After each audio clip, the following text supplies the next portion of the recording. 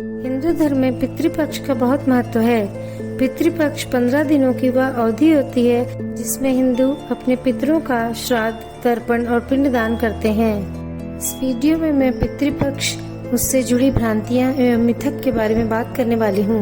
यदि आप पितृपक्ष के बारे में और अधिक जानना चाहते हैं तो इस वीडियो को स्टार्ट से अंत तक जरूर देखिए और यदि पसंद आए तो लाइक, शेयर, सब्सक्राइब करके बेल आइकॉन हिट करके ऑल पे सेलेक्ट कर लीजिए, जिससे मेरी लेटेस्ट वीडियो की नोटिफिकेशन सबसे पहले आपको मिल सके। चलिए स्टार्ट करते हैं वीडियो। पितृपक्ष भाद्रपद मास की पूर्णिमा से लेकर अश्विन कृष्ण पक्ष की अमावस्या तक होता है।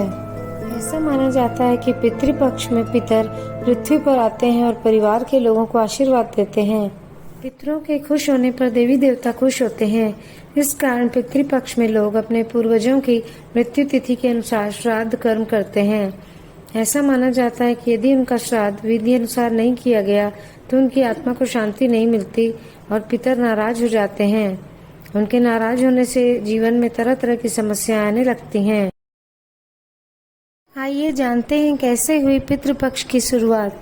महाभारत युद्ध के दौरान जब दानवीर कर्ण की मृत्यु हुई और उनकी आत्मा स्वर्ग में गई, स्वर्ग में उन्हें भोजन के स्थान पर सोना और आभूषण दिए जाते थे। इस बात से कर्ण निराश हो गए थे और उन्होंने देवराज इंद्र से इसका कारण पूछा। तब देवराज इंद्र ने उन्हें बताया कि आपने अपने पूरे जीवन में सोने के आभूषणों को दान में दिया, लेकिन कभी अपने पूर्वजों के लिए भोजन दान में नहीं दिया। इस बात के उत्तर में कर्ण ने उन्हें बताया कि वे अपने पूर्वजों को नहीं जानते थे।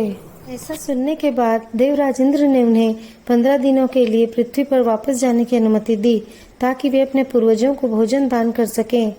तब से 15 दिनों की इस अवधि को ही पितृपक्ष के रूप में जाना जाने लगा।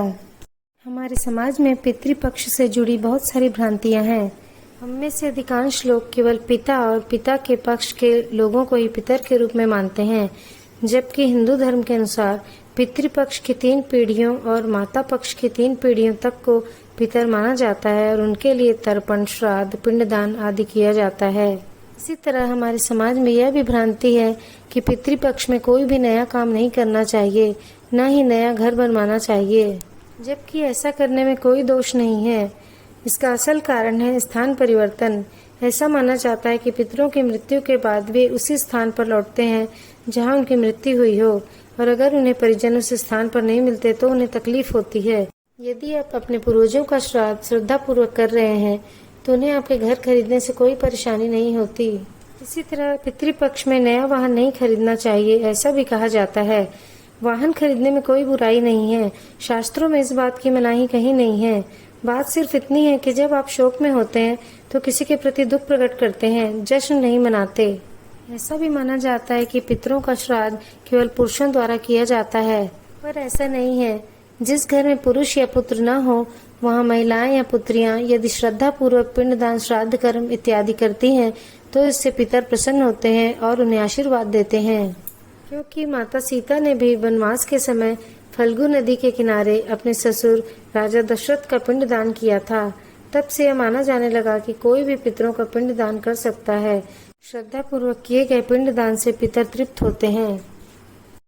कहा जाता है कि पितर पक्ष में साफ सफाई नहीं करना चाहिए, जबकि साफ एवं स्वच्छ रसोई घर में ही पितरों के लिए भोजन बनाना चाहिए। और तो और कुछ लोग कहते हैं कि पितर पक्ष में भगवान की पूजा नहीं करनी चाहिए, जबकि पितरों की पूजा और श्राद्ध के पहले अपने पूजा घर और मंदिरों की अच्छी तरह साफ सफाई करने के बाद रोज की तरह पूजन आरती के पश्चात भोग लगाना चाहिए और उसके बाद ही पितरों का स्मरण करना चाहिए और उनका श्राद्ध करना चाहिए। पितर पक्ष में कौवा, गाय और कुत्ते को भोजन जरूर कराना चाहिए। पितर के इन 15 दिनों में हमें मन, वचन और कर्म से संयम का जीवन जीते हुए अपने पितरों को याद करना चाहिए, जिससे पितर खुश होते हैं एवं हमें आशीर्वाद देते हैं और हमारा जीवन खुशहाल बनता है। पितर पक्ष को अशुभ नहीं मानना चाहिए, बल्कि सामाजिक भ्रांतियों और रूढ़ियों से दूर हटकर हमें पूर्वजों के प्रति कृतज्ञता के पर्व के रूप में इसे मनाना चाहिए। पितर पक्ष से जुड़ी ये जानकारियाँ आपको कैसी लगी, कमेंट बॉक्स में जरूर शेयर कीजिए।